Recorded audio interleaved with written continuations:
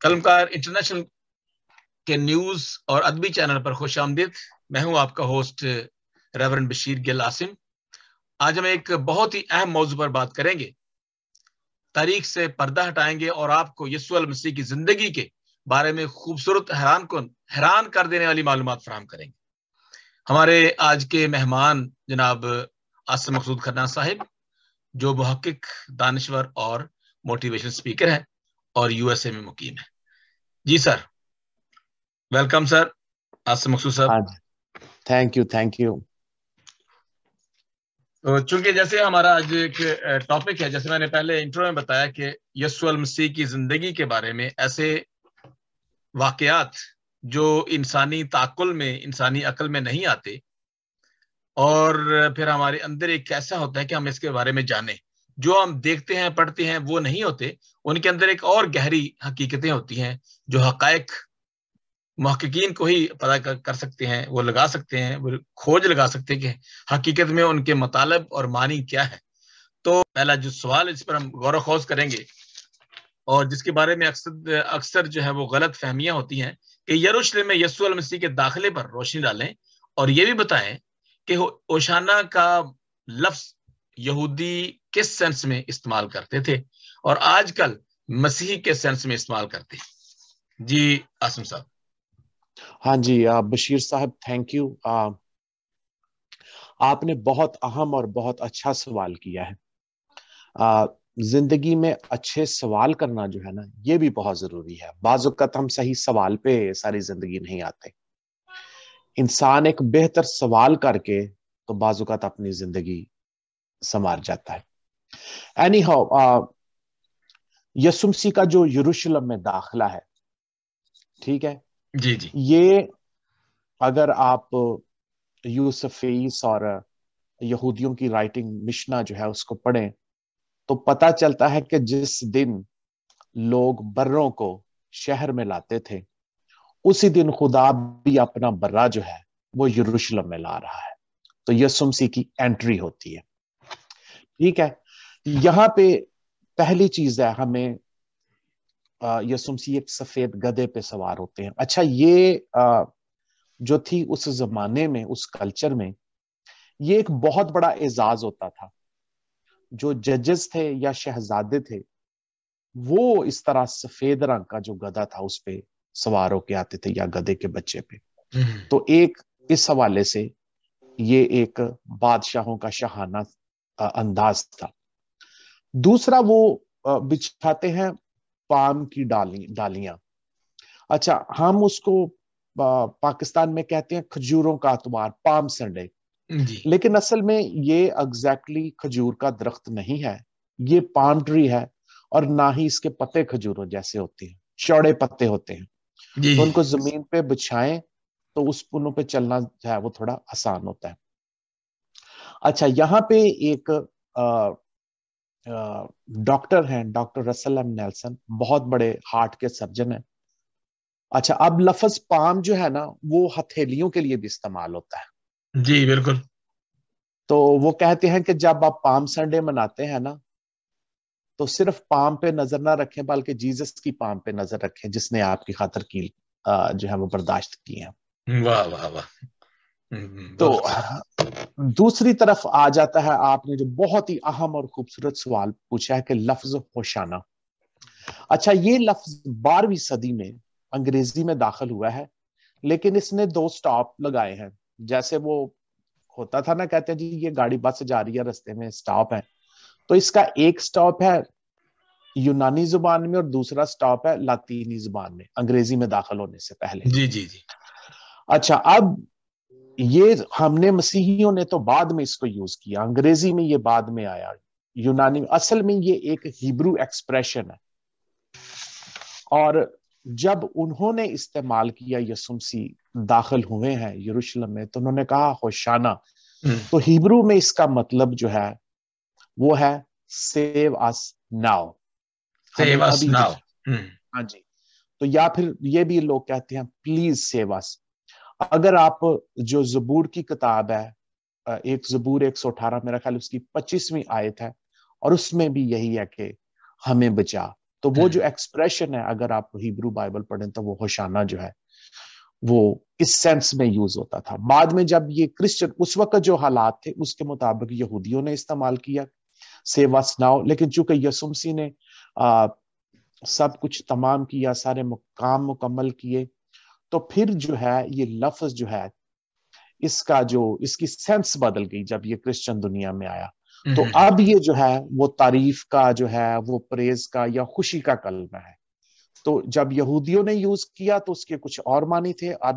اب ہم جب اس کو یوز کرتے ہیں تو یہ زیادہ خوشی کے اور تعریف کے کلمات میں استعمال ہوتا ہے. جی جی جی, تھینک یو سو مچ.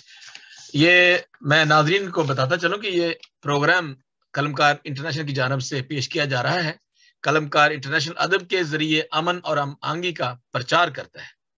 ہم آہنگی اور اس کے ساتھ ساتھ ہم کرتے ہیں اور مختلف شعراء حضرات کو, دانشوروں کو ہم اپنے پروگرام میں بلاتے ہیں اور مختلف موضوعات پر بات چیت کرتے ہیں. جیسے آج ہمارے ساتھ محقق و دانشور موٹیویشن اسپیکر جناب عاصم مقصود کھنہ صاحب ہیں. تو جناب اگلا جو سوال ہے, اکثر جو لوگ پوچھتے ہیں, آخری کھانے کی تصاویر جو ہم دیکھتے ہیں کہ یسوع اور ان کے رسول میز کرسیوں پر بیٹھے ہیں, اور بعض تصاویر میں تو یہودا کے آگے نمک کی بوتل بھی گری ہوتی ہے. کیا آخری کھانا واقعی اس طریقے سے یا اس انداز سے کھایا گیا تھا؟ اچھا بشیر, مجھے بہت خوشی ہوئی, آپ نے کافی پریپریشن کی ہے اور آپ سوال وہ پوچھ رہے ہیں جو پریکٹیکلی واقعی آج لوگوں کو جاننے کی ضرورت ہے. اور میں قلمکار انٹرنیشنل کا شکر گزار ہوں کہ آپ اہم موضوعات کو چھڑ رہے ہیں, صرف وہ جو ایک سطحی اور جنرل باتیں ہیں وہ نہیں. چلے میں آپ کے سوال کی طرف آتا ہوں کہ کیا یسوع مسیح اور اس کے شاگردوں نے آج کل کے زمانے کا جو میز دکھاتے ہیں, کرسیاں دکھاتی ہیں, اور یہودا کے آگے جو کچھ تصاویر میں نمک کی بوتل بھی گرائی ہوتی ہے, اصل میں یہ کھانا اس انداز میں کھایا نہیں گیا. ٹھیک ہے, یہ کھانا جو ہے یہ بالائی کمرے میں کھایا گیا تھا. ٹھیک ہے, ایک بات تو یہ ہے. دوسرا, اس زمانے میں جو میز یوز ہوتے تھے ان کو کہتے تھے ٹرائکلینیم. یہ رومی زمانے کا سٹائل تھا, اور جس طرح انگریزی کا حرف سی ہوتا ہے نا, یہ اس شیپ کے ہوتے تھے. جی جی جی. اچھا, دوسری بات یہ ہے کہ جب بائبل میں جو لفظ لکھے ہیں نا ان پہ وہ تھوڑا سا غور کرنے کی ضرورت ہوتی ہے. ایک لفظ یوز ہوا ہے ریکلائن, کہ یسوع مسیح اور اس کا شاگرد ریکلائن کا مطلب ہوتا ہے ٹیک لگا کے بیٹھنا. آج کل ریکلائنر بھی, صوفے بھی ہیں, ریکلائنر بھی آیا, بالکل صوفے کے اندر ہے. جی ہاں جی, تو وہ ریکلائن یوز ہوا ہے. اچھا, اب وہ یہ تھا کہ لوگ بیٹھتے تھے, کونی رکھتے ہوتے تھے, عام طور پہ لیفٹ کونی ٹیبل کے اوپر, ٹانگیں پھیلائی ہوئی ہوتی تھی, اور پھر اپنے دائیں ہاتھ سے کھانا اٹھاتے تھے. آپ پرانی موویز میں کچھ دیکھ لیں کہ لوگ صوفے پہ اس انداز سے بیٹھے اور پھر انگور کا گچھا اٹھا کے انگور کھا رہے ہیں. تو ایک تو یہ ہے کہ یہ ٹیبل وہ نہیں, یہ ٹرائکلینیم ہے, اور دوسرا وہ کرسیوں پہ نہیں بیٹھے. ٹھیک ہے, یہ چیز ہو گئی. باقی آپ نے ایک بہت ہی زبردست بات کی ہے. ابھی دیکھیں جو مصور ہیں, شاعر ہیں, یہ بہت اچھا کام کرتے ہیں, لیکن جو مصور ہے وہ ضروری نہیں ہے کہ وہ تھیولوجی بھی اس نے پڑھی ہو, وہ ماہر ہو اس کام کا, تو وہ ایک تصور پیش کر دیتے ہیں.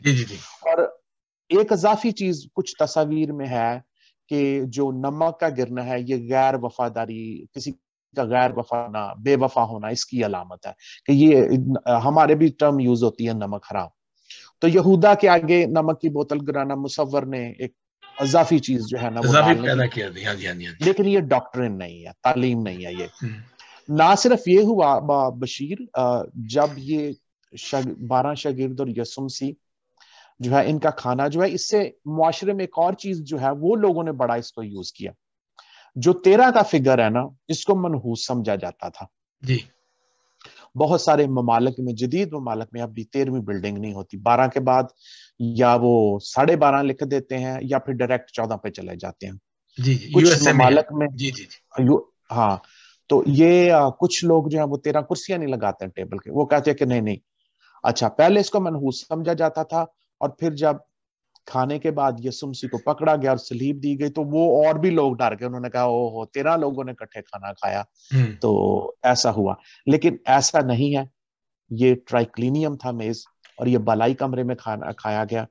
تو یہ وہ جو کرسیاں میز لگا کے نمک کی بوتل گرانا, یہ ٹھیک نہیں ہے. ٹھیک نہیں ٹھیک ہے. ہاں یہ ایکچولی اس کے ساتھ کو ایمان کا مسئلہ نہیں ہے جو آپ سمجھتے ہیں. میں اپنے ناظرین کو یہ بتاتا چلوں کہ ہم چونکہ یسوع المسیح کو اپنا نجات دہندہ سمجھتے ہیں, بجا سمجھتے ہیں, وہ ہیں, لیکن یہ باتیں صرف اس لیے ہم بتا رہے ہیں یا کچھ حقائق سے پردہ ہٹا رہے ہیں تاکہ ہمارے جو تھیولوجی کے اسٹوڈنٹ ہیں ان کے اندر ایک تحقیقی مادہ بھی پیدا ہو, ایک تجسس پیدا ہو کہ کیا ہم اس طرح سے بھی تحقیق کر سکتے ہیں. تو میں عاصم صاحب کا پھر ایک دفعہ شکریہ ادا کرتا ہوں. اگلے سوال کی طرف چلتے ہیں. کچھ لوگ کہتے ہیں کہ یہودی فسح کا کھانا جمعرات کو کھاتے تھے, جمعرات کو کھاتے تھے, اور کچھ کہتے ہیں کہ جمعہ کو. حقیقت کیا ہے؟ یسوع نے آخری کھانا کس دن کھایا؟ جناب عاصم صاحب. ہاں جی, بشیر صاحب یہ دونوں ہی باتیں درست ہیں, جمعرات والی بھی اور جمعے والی بھی. جی لیکن میں بتاؤں کہ یہ خدا کا ایک پلان تھا. آگے بات ہوتی ہے تو پھر اس میں وضاحت ہو جائے گی. دیکھیں, آپ کے پاس یہودی ہیں جو گلیل میں رہتے ہیں, اور پھر آپ کے پاس یہودی ہیں جو اسرائیلی ہیں جو یہودیہ میں رہتے ہیں, جی جنوب میں.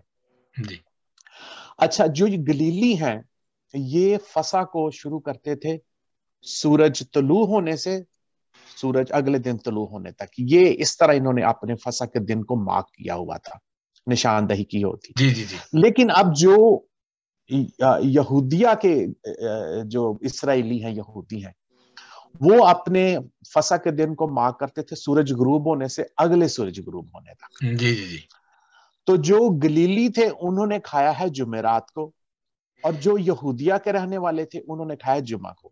اچھا, اب اس کا یسوع مسیح سے کیا تعلق بنتا ہے؟ دیکھیں, یسوع مسیح جو ہے نا وہ برا بھی ہے اور چرواہا بھی ہے. بالکل صحیح. خدا کا پلان یہاں پہ دیکھیں, پہلے وہ اپنے شاگردوں کے ساتھ ایز اے شیپرڈ, ایک چرواہے کے طور پہ کھاتا ہے. جو پاک یوکرست کا یا شاعر ربانی کا جو سیکرامنٹ ہے, جو بھی آپ کہتے ہیں اس کو انٹروڈیوس کراتا ہے ایز اے شیپرڈ. ٹھیک ہے, لیکن اگلے دن جمعے کو جب گلیل کے یہودیہ کے یہودی جو ہیں